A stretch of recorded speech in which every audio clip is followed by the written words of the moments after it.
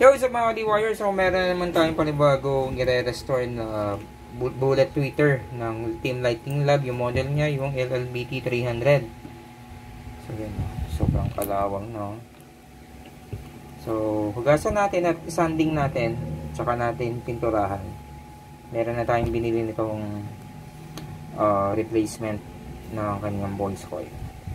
Kaya kung paano pala siya baklasin, diba, nakaganyan siya, no?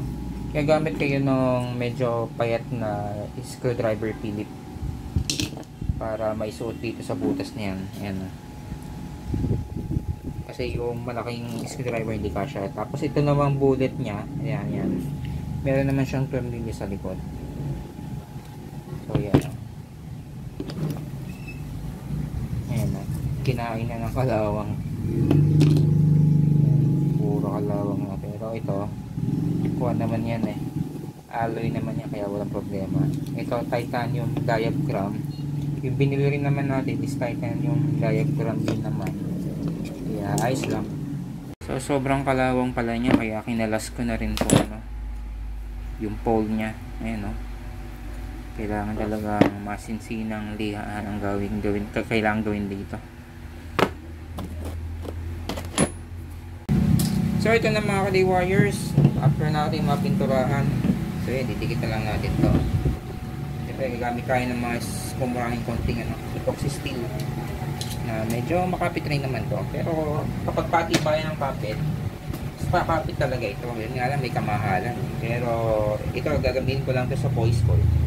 Pag mga dikit sa mga magnet, okay na ito, hindi naman siya nagkakamera ng movement eh. Para magtimpla, lagay lang ng equal part ng dalawa. Tapos haluin ko konti. At least na matuyo to, wala pang 10 minutes. Medyo matigas na to. Kaya konti lang yung tinimpla muna natin, dahil isa lang muna yung gawin natin. Kaya nilihiya ako na siya para sigurado makapit. Hindi ko naman dapat siya pipinturahan yung plate. Yun nga lang, nagagamay.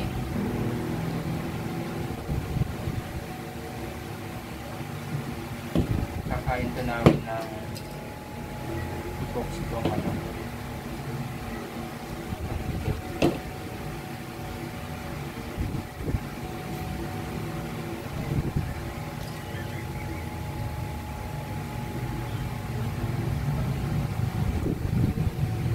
Ganun karami.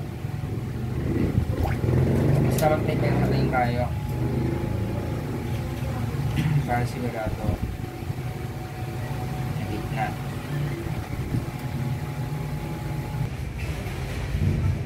O, ingat lang sa pag-ipit. Sakit makaipit to, diba? Kung napalagay yung daliri mo dun sa ilalim, yari na. So ayan, na-align na natin. Pinapatuyo na lang natin kasi ang ginamit ko ng pandikit yung epoxy na AND, matagal matuyo kasi mahirap din pala mag-align ng magnet. Kailangan hindi ganoon kabilis matuyo. Ito kasi ang bilis matuyo eh. So paglapat ko pa lang, hindi ko pa na-align na mabuti, tumigas na agad. So ito yung solusyon, gumamit na lang tayo ng yung epoxy AND. So bukas ko na siya ikakabit, patuyuin ko na lang muna. Tuyo na siguro ito.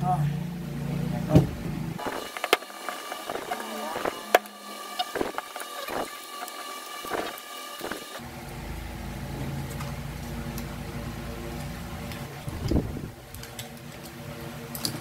Testing natin kung fit na ang ating voice coil. Nakapalpak. Uy, sakong-sakong. Pwede na.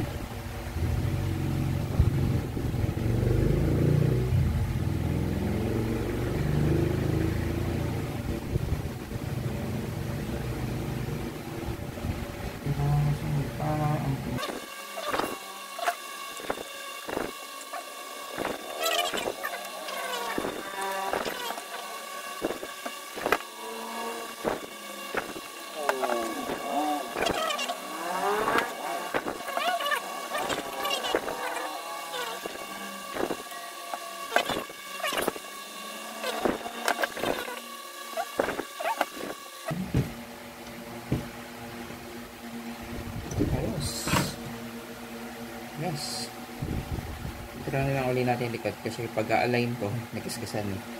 Pero ang halaga, harap eh. Kaya okay na. Testing na natin. Same process lang din dito.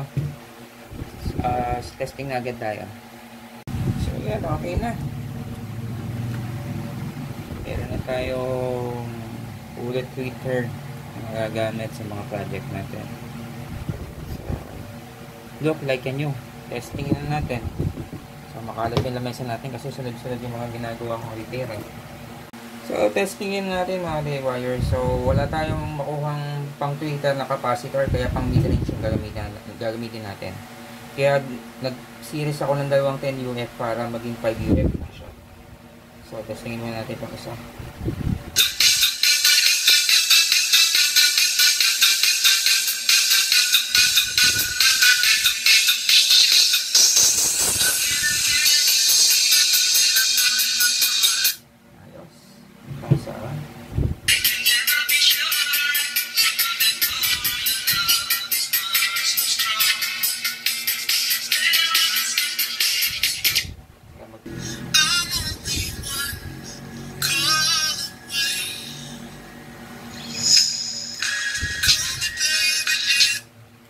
Ayos mga DIYers, salamat sa pagtutok. At sa mga bagong viewers, please subscribe and pakiclick na rin ang bell button para maging updated guys sa aking mga vlog. So, patuloy lang kayo tumutok dahil marami pa tayong project na gagawin. Saka, ayan, mayroon ulit tayong mid-range pa na yung i-repair. So, salamat sa pagtutok!